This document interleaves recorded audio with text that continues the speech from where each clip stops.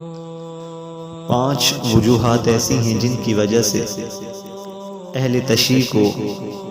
تمام دنیا بھر کے علماء غیر مسلم قرار دیتے ہیں اور ان کے بارے میں یہ فتوے شائع کرتے ہیں کہ جن اہل تشیع میں یہ 5 چیزیں پائی جائیں وہ مسلمان نہیں اور غیر مسلم ہیں۔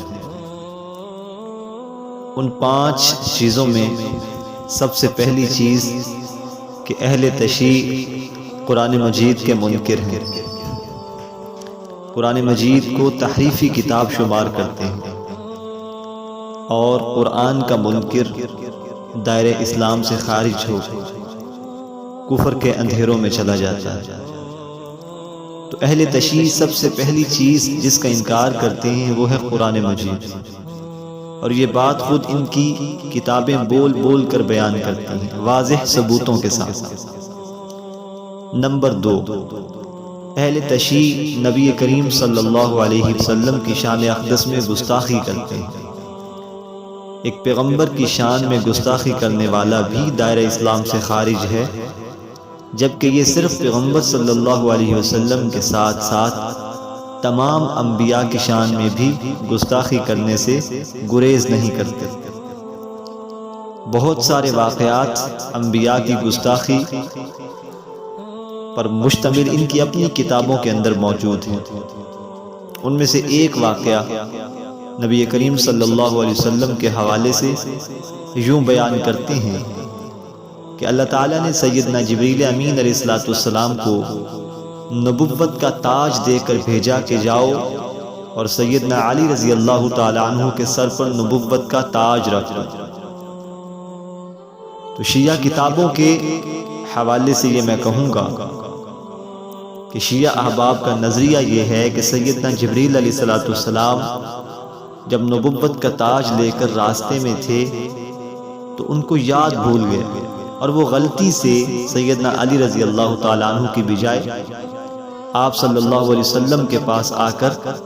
ان کے سر پر نبوت کا تاج رکھا، جس کی وجہ سے آپ صلی اللہ علیہ وسلم نبی بن گئے، جو کہ حضرت علی رضی اللہ تعالیٰ عنہ کا حق تھا۔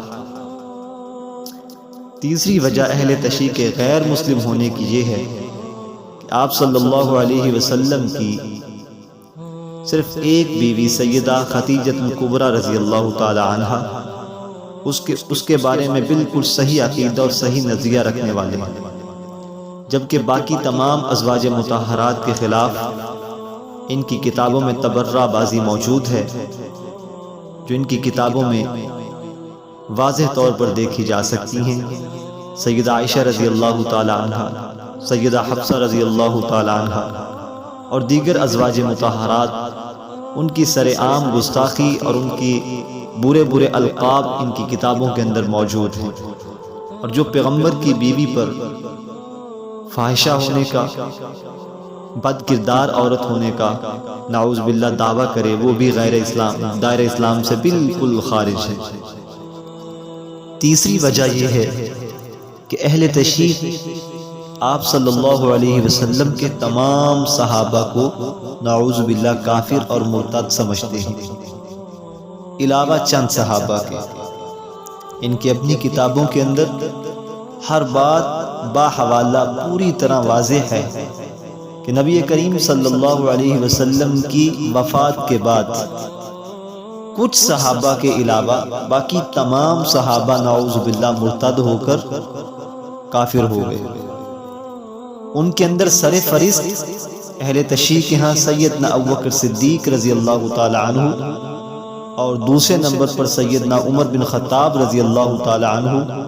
اور تیسرے نمبر پر سیدنا عثمان بن عفان رضی اللہ تعالی عنہ۔ یہ سر فہرست ہیں۔ اہل تشیع کی تمام کتابیں اس بات کی گواہ ہیں کہ یہ 3 صحابہ غیر مسلم مرتد ہو کر دائرہ ایمان سے خارج ہیں، نعوذ باللہ۔ پانچویں وجہ یہ ہے کہ شیعہ احباب اہل بیت کی انتہائی غلیظ الفاظ کے اندر توہین کرتے ہیں۔ بہت سارے واقعات سیدہ فاطمہ الزہرا رضی اللہ تعالی عنہ کی طرف یہ منسوب کرتے ہیں۔ ان میں ایک واقعہ ذکر کروں گا، واقعات یقیناً بہت سارے ہیں اور ان کی اپنی کتابوں کے اندر موجود ہیں۔ کہتی ہیں کہ جب رسول اللہ صلی اللہ علیہ وسلم نے سیدہ فاطمہ الزہرا رضی اللہ تعالی عنہ کا نکاح حیدر کرار شیر خدا سیدنا علی المرتضی رضی اللہ تعالی عنہ کے ساتھ کیا تو سیدہ فاطمہ رضی اللہ تعالی عنہ اس پر راضی نہیں تھی۔ یہ نکاح نبی کریم صلی اللہ علیہ وسلم نے جبرن اور سیدہ فاطمہ الزہرا رضی اللہ تعالی عنہ کی غیر رضامندی کے طور پر کیا۔ یہ ان کی اپنی کتابوں کے اندر حوالے سے یہ باتیں موجود ہیں۔ ان 5 وجوہ کی وجہ سے تمام دنیا بھر کے علماء یہ فرماتے ہیں کہ جس اہل تشیع کے اندر یہ 5 چیزیں موجود ہوں یا ان 5 میں سے کوئی ایک بھی پائی جائے وہ دائرہ اسلام سے خارج ہے اور کفر کے اندھیرے میں ہمیشہ ہمیشہ دنیا وما فیہا کیا۔ اور یاد رکھیے گا یہ صرف 5 وجوہات نہیں ہیں،